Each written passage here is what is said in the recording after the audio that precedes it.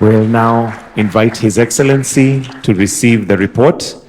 The first frame will be His Excellency to receive the report from the Chair. I'll request that the rest of us remain seated.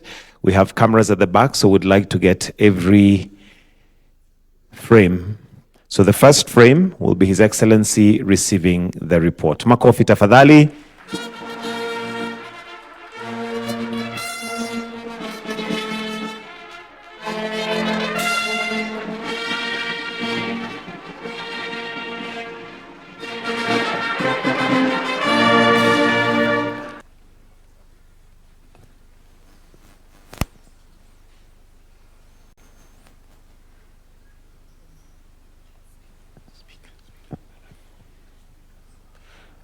Let's also have the two speakers, Speaker of the National Assembly and Speaker of the Senate.